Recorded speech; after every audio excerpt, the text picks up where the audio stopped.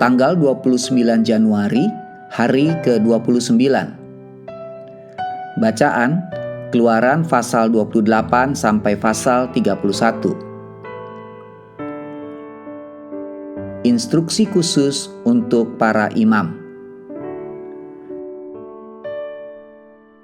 Garis besar. Tidak ada pusat penyembahan yang lengkap tanpa orang-orang untuk melayani di dalamnya dan peralatan yang digunakan dalam ibadah tersebut. Keluaran pasal 28 sampai pasal 31 menggambarkan para imam, perwakilan Israel di hadapan Allah yang dipilih untuk memimpin ibadah di dalam kemah suci. Segala sesuatu tentang mereka istimewa, termasuk pakaian yang mereka kenakan, pengorbanan yang rumit yang perlu dipersiapkan mereka dalam pelayanan, perlengkapan dan perabotan yang mereka gunakan, seperti dupa, parfum, minyak, altar, dan baskom. Bahkan para perancang dan pekerja bangunan untuk kemah suci dipilih langsung oleh Tuhan. Renungan harian. Mempersiapkan iman untuk melayani di kemah suci bukanlah tugas kecil. Keluaran pasal 29. Bagian yang paling unik dari upacara itu adalah pengolesan darah seekor domba jantan ke ujung telinga kanan, ibu jari tangan kanan, dan ibu jari kaki kanan imam. Darah itu adalah gambar penyucian. Sebelum para imam bisa melayani di hadapan Tuhan, dia harus bersih dari dosa yang mencemarinya. Setiap bagian dari tubuh imam, dari telinganya yang mendengarkan hukum Taurat, ke tangannya yang melakukan kehendak Tuhan, dan ke kakinya yang mengikuti jalan Tuhan, harus tunduk pada kehendak Allah. Apakah Tuhan memiliki kendali atas seluruh hidup Anda?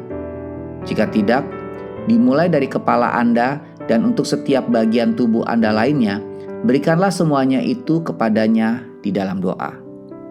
Maka Anda seperti imam Israel akan siap untuk melakukan kehendaknya dari ujung kepala sampai ujung kaki. Tuhan layak untuk dilayani dengan segenap tenaga yang kita miliki.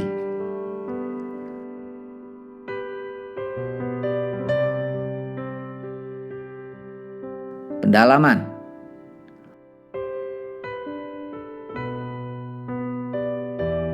Urim, kamu benar. Tumim, kamu salah. Keluaran pasal 28 ayat 30. Para imam Israel kadang-kadang menggunakan Urim dan Tumim, Keluaran 28 ayat 30, untuk menentukan kehendak Tuhan.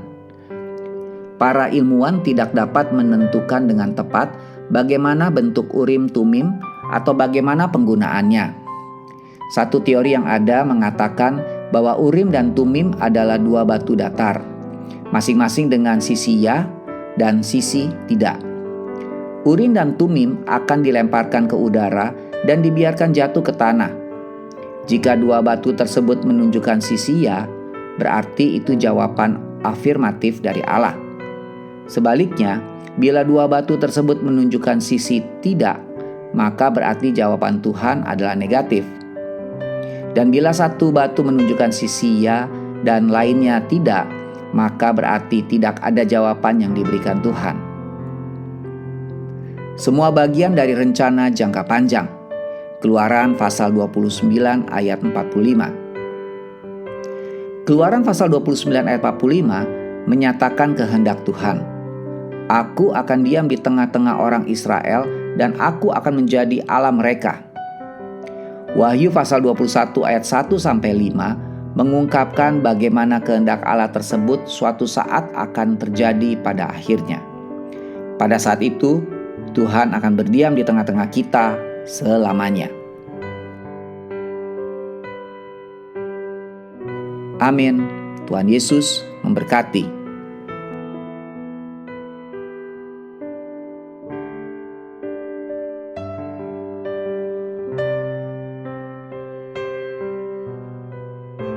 Keluaran pasal 28.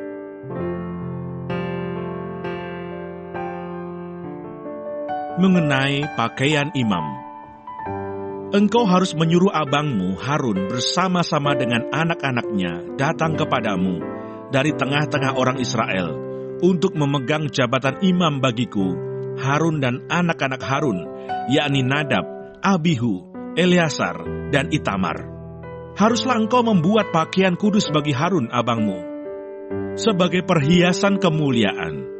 Haruslah engkau mengatakan kepada semua orang yang ahli, yang telah kupenuhi dengan roh keahlian, membuat pakaian Harun untuk menguduskan dia, supaya dipegangnya jabatan imam bagiku.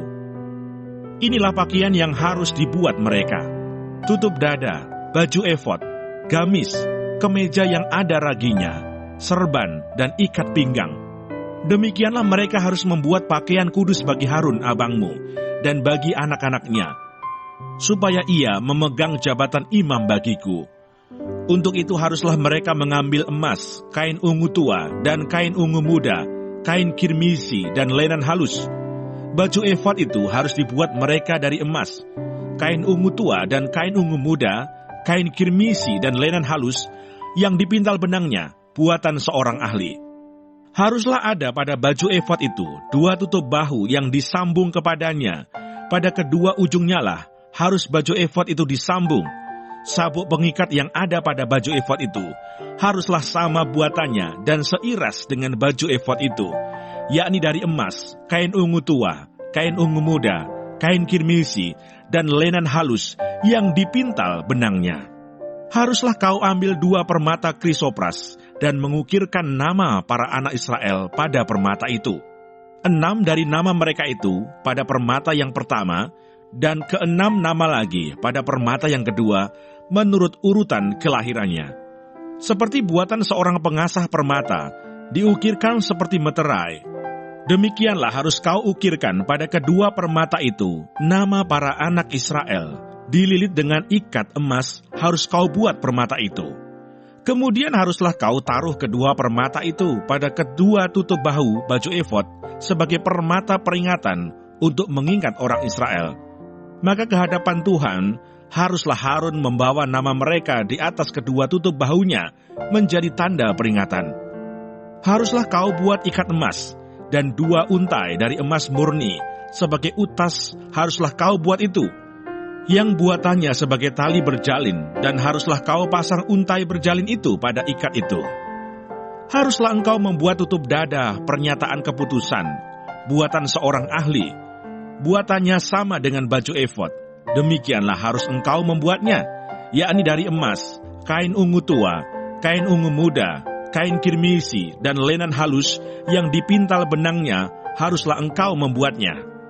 Haruslah itu 4 persegi, lipat 2, sejengkal panjangnya dan sejengkal lebarnya. Haruslah kau tata itu dengan permata tatahan, 4 jajar permata, permata yaspis merah, krisolit, malakit. Itulah jajar yang pertama. Jajar yang kedua, permata batu darah, lasurit, yaspis hijau. Jajar yang ketiga, permata ambar, akik, kecubung. Jajar yang keempat, permata pirus, krisopras, dan nefrit. Dengan berikatkan emas, demikianlah permata-permata itu dalam tatahannya. Sesuai dengan nama para anak Israel, permata itu haruslah 12 banyaknya. Dan pada tiap-tiap permata haruslah ada, diukirkan seperti meterai, nama salah satu suku dari yang 12 itu. Juga haruslah kau buat untuk tutup dada itu untai berpilin, yang buatannya sebagai tali berjalin dari emas murni. Juga haruslah kau buat untuk tutup dada itu 2 gelang emas, dan kedua gelang itu harus kau pasang pada kedua ujung tutup dada. Haruslah kedua untai emas yang berjalin itu kau pasang pada kedua gelang itu, pada ujung tutup dada. Kedua ujung lain dari kedua untai berjalin itu haruslah kau pasang pada kedua ikat emas itu. Demikianlah kau pasang pada tutup bahu baju efod di sebelah depannya. Haruslah engkau membuat 2 gelang emas dan membubuhnya pada kedua ujung tutup dada itu, pada pinggirnya yang sebelah dalam yang berhadapan dengan baju efod. Juga haruslah engkau membuat 2 gelang emas dan memasangnya pada kedua tutup bahu baju efod di sebelah bawah pada bagian depan, dekat ke tempat persambungannya, di sebelah atas sabuk baju efod. Kemudian haruslah tutup dada itu dengan gelangnya diikatkan kepada gelang baju efod dengan memakai tali ungu tua, sehingga tetap di atas sabuk baju efod, dan tutup dada itu tidak dapat bergeser dari baju efod. Demikianlah di atas jantungnya harus dibawa Harun nama para anak Israel pada tutup dada pernyataan keputusan itu, apabila ia masuk ke dalam tempat kudus, supaya menjadi tanda peringatan yang tetap di hadapan Tuhan. Dan di dalam tutup dada pernyataan keputusan itu, haruslah kau taruh Urim dan Tumim, haruslah itu di atas jantung Harun, apabila ia masuk menghadap Tuhan. Dan Harun harus tetap membawa keputusan bagi orang Israel di atas jantungnya di hadapan Tuhan. Haruslah kau buat gamis baju efod dari kain ungu tua seluruhnya. Lehernya haruslah di tengah-tengahnya. Lehernya itu harus mempunyai pinggir sekelilingnya buatan tukang tenun, seperti leher baju sirah, haruslah lehernya itu supaya jangan koyak. Pada ujung gamis itu haruslah kau buat buah delima dari kain ungu tua, kain ungu muda dan kain kirmisi pada sekeliling ujung gamis itu, dan di antaranya berselang-seling giring-giring emas, sehingga satu giring-giring emas dan satu buah delima selalu berselang-seling pada ujung gamis itu. Haruslah gamis itu dipakai Harun apabila ia menyelenggarakan kebaktian, dan bunyinya harus kedengaran apabila ia masuk ke dalam tempat kudus di hadapan Tuhan, dan apabila ia keluar pula, supaya ia jangan mati.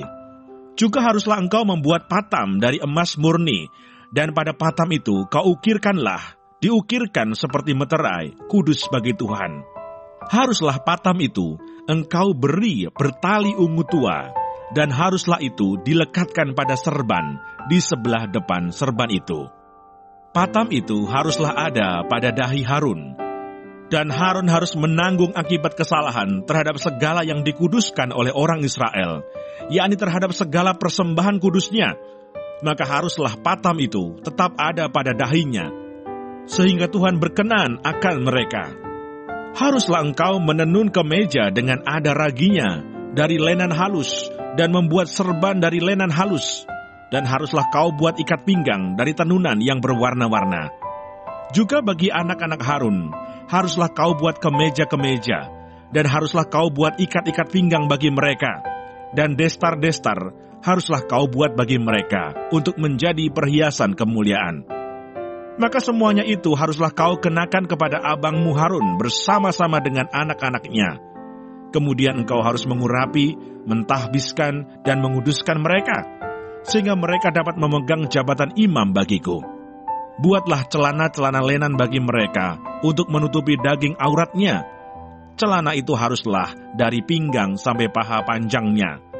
Harun dan anak-anaknya haruslah memakainya apabila mereka masuk ke dalam kemah pertemuan, atau apabila mereka datang ke mezbah untuk menyelenggarakan kebaktian di tempat kudus, supaya mereka jangan membawa kesalahan kepada dirinya, lalu mati.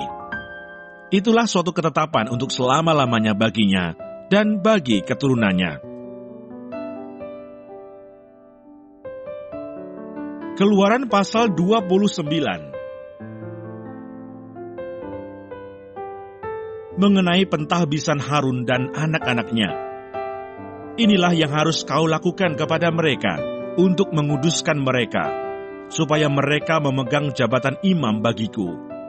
Ambillah seekor lembu jantan muda dan 2 ekor domba jantan yang tidak bercela, roti yang tidak beragi, dan roti bundar yang tidak beragi, yang diolah dengan minyak, dan roti tipis yang tidak beragi, yang diolesi dengan minyak.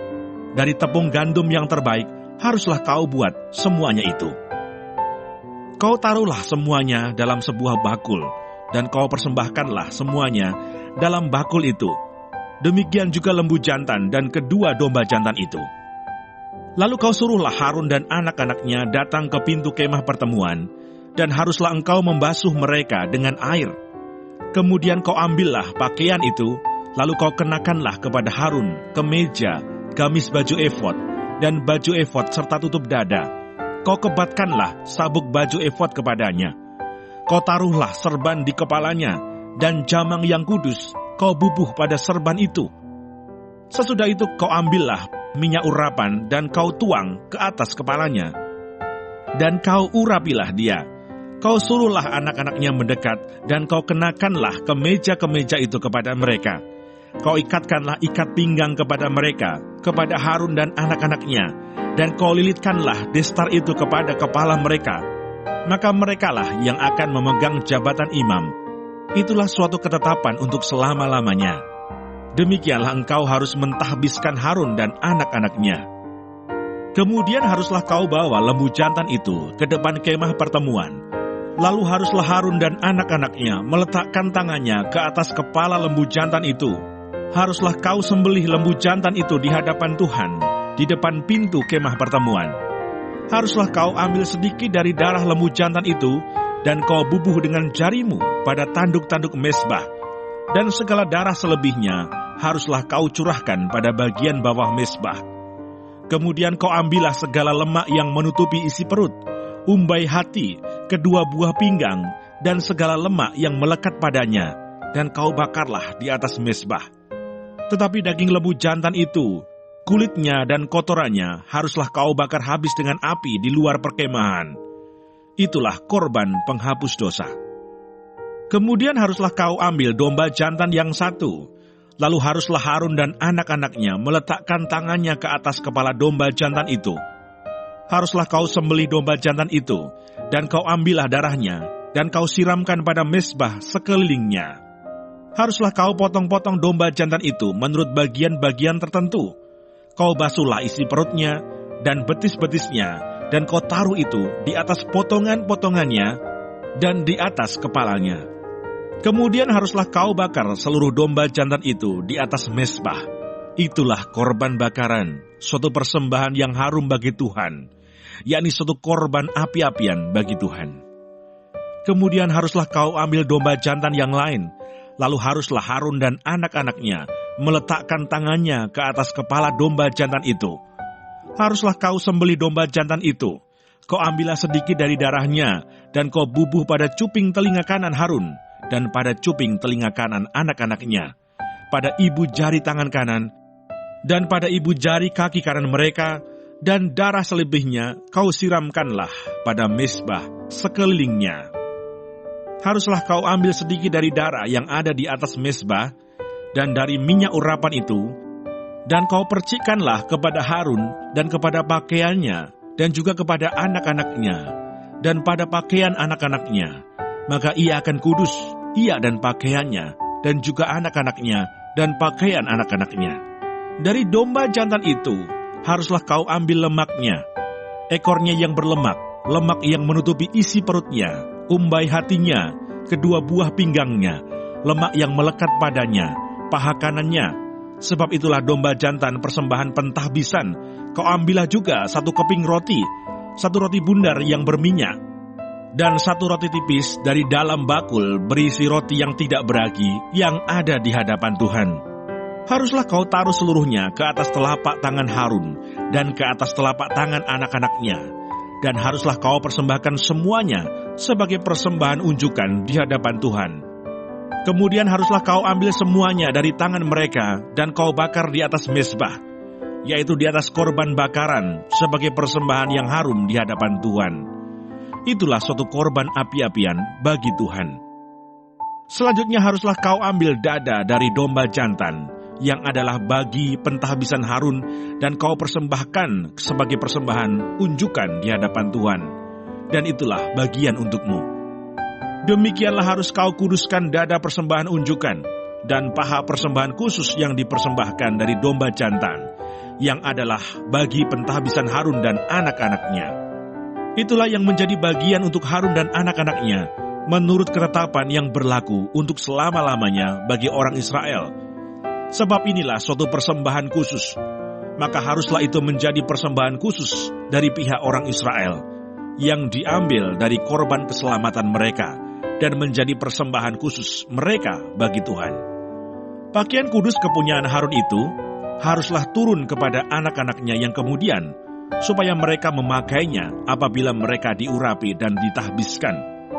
7 hari lamanya haruslah pakaian itu dikenakan oleh imam penggantinya dari antara anak-anaknya, yang akan masuk ke dalam kemah pertemuan untuk menyelenggarakan kebaktian di tempat kudus. Domba jantan persembahan pentahbisan itu haruslah kau ambil dan dagingnya kau masak pada suatu tempat yang kudus. Haruslah Harun dan anak-anaknya memakan daging domba jantan itu, serta roti yang ada di dalam bakul di depan pintu kemah pertemuan. Haruslah mereka memakan semuanya itu yang dipakai untuk mengadakan pendamaian pada waktu mereka ditahbiskan dan dikuduskan. Tetapi orang awam janganlah memakannya, sebab persembahan kudus semuanya itu. Jika ada yang tinggal dari daging persembahan pentahbisan dan dari roti itu sampai pagi, haruslah kau bakar habis yang tinggal itu dengan api, janganlah dimakan, sebab persembahan kudus semuanya itu. Maka haruslah kau perbuat demikian kepada Harun dan kepada anak-anaknya, tepat seperti yang kuperintahkan kepadamu. Selama 7 hari haruslah kau tahbiskan mereka.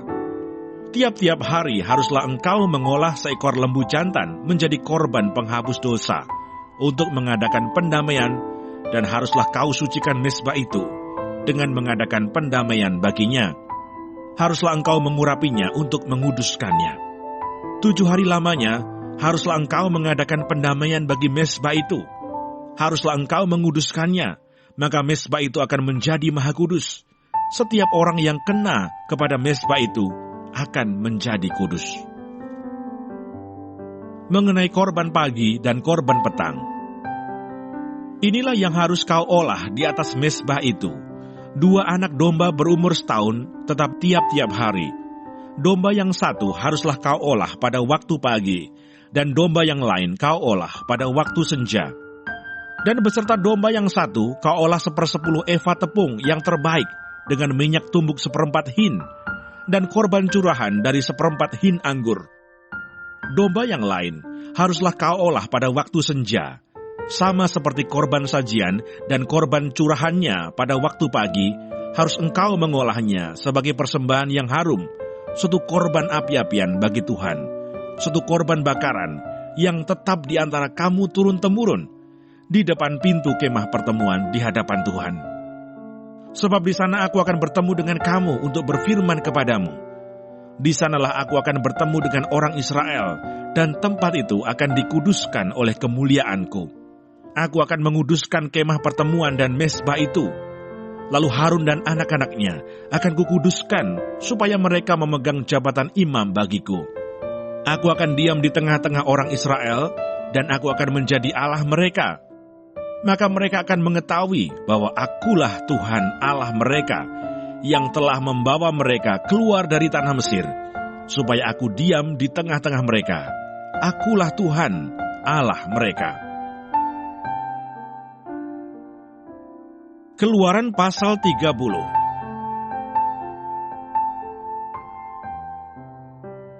Mengenai mezbah pembakaran ukupan. Haruslah kau buat mezbah, tempat pembakaran ukupan. Haruslah kau buat itu dari kayu penaga, sehasta panjangnya dan sehasta lebarnya, sehingga menjadi 4 persegi, tetapi haruslah 2 hasta tingginya. Tanduk-tanduknya haruslah seiras dengan mezbah itu. Haruslah kau salut itu dengan emas murni. Bidang atasnya dan bidang-bidang sisinya sekelilingnya, serta tanduk-tanduknya. Haruslah kau buat bingkai emas sekelilingnya. Haruslah kau buat 2 gelang emas untuk mezbah itu di bawah bingkainya. Pada kedua rusuknya haruslah kau buat gelang itu, pada kedua bidang sisinya. Dan haruslah gelang itu menjadi tempat memasukkan kayu pengusung, supaya dengan itu mezbah dapat diangkut. Haruslah kau buat kayu pengusung itu dari kayu penaga, dan kau salutlah dengan emas. Haruslah kau taruh tempat pembakaran itu di depan tabir penutup tabut hukum, di depan tutup pendamaian yang di atas loh hukum, di mana aku akan bertemu dengan engkau. Di atasnya haruslah Harun membakar ukupan dari wangi-wangian tiap-tiap pagi. Apabila ia membersihkan lampu-lampu, haruslah ia membakarnya. Juga apabila Harun memasang lampu-lampu itu pada waktu senja, haruslah ia membakarnya sebagai ukupan yang tetap di hadapan Tuhan, di antara kamu turun-temurun. Di atas mezbah itu, janganlah kamu persembahkan ukupan yang lain, ataupun korban bakaran, ataupun korban sajian. Juga korban curahan, janganlah kamu curahkan di atasnya. Sekali setahun haruslah Harun mengadakan pendamaian di atas tanduk-tanduknya, dengan darah korban penghapus dosa pembawa pendamaian, haruslah ia sekali setahun mengadakan pendamaian bagi mezbah itu di antara kamu turun-temurun. Itulah barang maha kudus bagi Tuhan. Mengenai persembahan khusus pada waktu pendaftaran orang Israel, Tuhan berfirman kepada Musa, apabila engkau menghitung jumlah orang Israel pada waktu mereka didaftarkan, maka haruslah mereka masing-masing mempersembahkan kepada Tuhan uang pendamaian karena nyawanya pada waktu orang mendaftarkan mereka, supaya jangan ada tulah di antara mereka pada waktu pendaftarannya itu. Inilah yang harus dipersembahkan tiap-tiap orang yang akan termasuk orang-orang yang terdaftar itu. Setengah sikal, ditimbang menurut sikal kudus. Sikal ini 20 gera beratnya. Setengah sikal itulah persembahan khusus kepada Tuhan. Setiap orang yang akan termasuk orang-orang yang terdaftar itu, yang berumur 20 tahun ke atas, haruslah mempersembahkan persembahan khusus itu kepada Tuhan. Orang kaya janganlah mempersembahkan lebih, dan orang miskin janganlah mempersembahkan kurang dari setengah sikal itu pada waktu dipersembahkan persembahan khusus itu kepada Tuhan, untuk mengadakan pendamaian bagi nyawa kamu sekalian.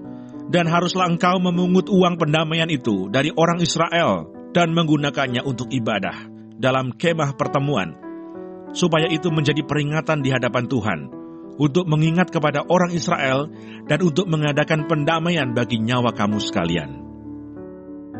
Mengenai bejana pembasuhan, berfirmanlah Tuhan kepada Musa, haruslah engkau membuat bejana dan juga alasnya dari tembaga untuk pembasuhan, dan kau tempatkanlah itu antara kemah pertemuan dan mezbah, dan kau taruhlah air ke dalamnya.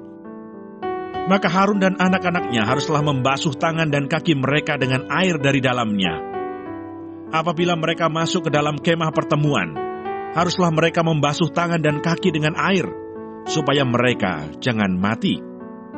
Demikian juga apabila mereka datang ke mezbah itu untuk menyelenggarakan kebaktian dan untuk membakar korban api-apian bagi Tuhan, haruslah mereka membasuh tangan dan kaki mereka, supaya mereka jangan mati.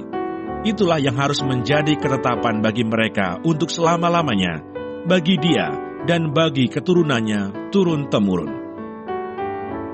Mengenai minyak urapan yang kudus, berfirmanlah Tuhan kepada Musa, ambillah rempah-rempah pilihan, mur tetesan 500 sikal, dan kayu manis yang harum setengah dari itu, yakni 250 sikal, dan tebu yang baik 250 sikal, dan kayu teja 500 sikal, ditimbang menurut sikal kudus, dan minyak zaitun 1 hin. Haruslah kau buat semuanya itu menjadi minyak urapan yang kudus, suatu campuran rempah-rempah yang dicampur dengan cermat, seperti buatan seorang tukang campur rempah-rempah. Itulah yang harus menjadi minyak urapan yang kudus.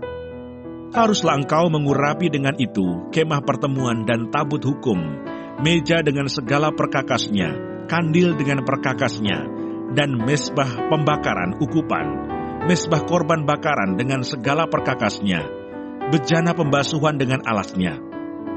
Haruslah kau kuduskan semuanya, sehingga menjadi maha kudus. Setiap orang yang kena kepadanya akan menjadi kudus.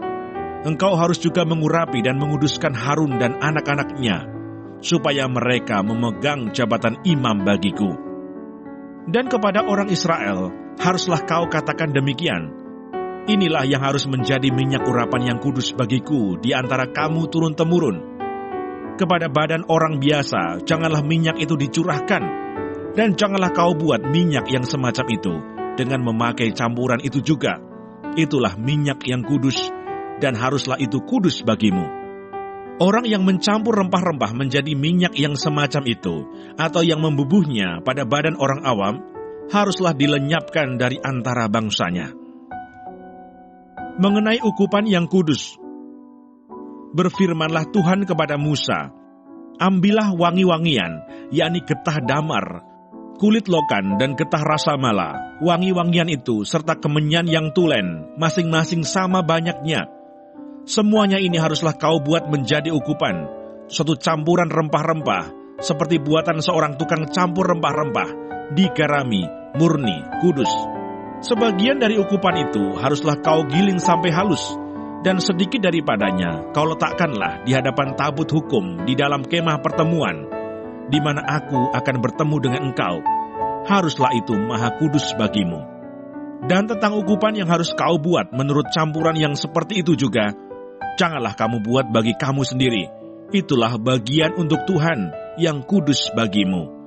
Orang yang akan membuat minyak yang semacam itu dengan maksud untuk menghirup baunya, haruslah dilenyapkan dari antara bangsanya.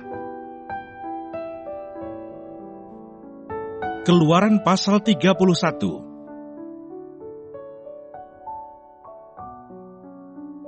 Besaleel dan Aholiab ditunjuk.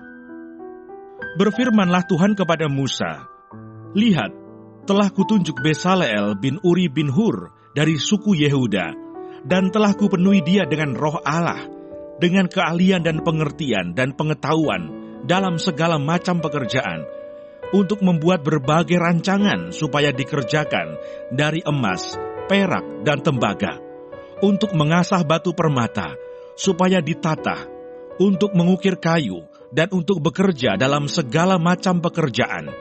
Juga aku telah menetapkan di sampingnya Aholiab bin Ahisamah dari suku Dan. Dalam hati setiap orang ahli telah kuberikan keahlian. Haruslah mereka membuat segala apa yang telah kuperintahkan kepadamu: kemah pertemuan, tabut untuk hukum, tutup pendamaian yang terletak di atasnya, dan segala perabotan kemah itu, yakni meja dengan perkakasnya, kandil dari emas murni dengan segala perkakasnya, mezbah pembakaran ukupan, mezbah korban bakaran dengan segala perkakasnya, bejana pembasuhan dengan alasnya, pakaian jabatan, baik pakaian kudus kepunyaan Imam Harun, maupun pakaian anak-anaknya, untuk memegang jabatan imam, minyak urapan dan ukupan dari wangi-wangian, untuk tempat kudus. Tepat seperti yang telah kuperintahkan kepadamu, haruslah mereka membuat semuanya." Peringatan untuk menguduskan hari Sabat. Berfirmanlah Tuhan kepada Musa, "Katakanlah kepada orang Israel demikian, akan tetapi hari-hari Sabatku harus kamu pelihara, sebab itulah peringatan antara aku dan kamu turun-temurun, sehingga kamu mengetahui bahwa akulah Tuhan yang menguduskan kamu. Haruslah kamu pelihara hari Sabat, sebab itulah hari kudus bagimu. Siapa yang melanggar kekudusan hari Sabat itu, pastilah ia dihukum mati. Sebab setiap orang yang melakukan pekerjaan pada hari itu, orang itu harus dilenyapkan dari antara bangsanya. 6 hari lamanya boleh dilakukan pekerjaan, tetapi pada hari yang ke-7 haruslah ada Sabat, hari perhentian penuh, hari kudus bagi Tuhan. Setiap orang yang melakukan pekerjaan pada hari Sabat, pastilah ia dihukum mati. Maka haruslah orang Israel memelihara hari Sabat, dengan merayakan Sabat turun-temurun menjadi perjanjian kekal antara aku dan orang Israel. Maka inilah suatu peringatan untuk selama-lamanya. Sebab 6 hari lamanya Tuhan menjadikan langit dan bumi, dan pada hari yang ke-7 ia berhenti bekerja untuk beristirahat. Musa menerima kedua loh hukum. Dan Tuhan memberikan kepada Musa, setelah ia selesai berbicara dengan dia di Gunung Sinai, kedua loh hukum Allah, loh batu yang ditulisi oleh jari Allah.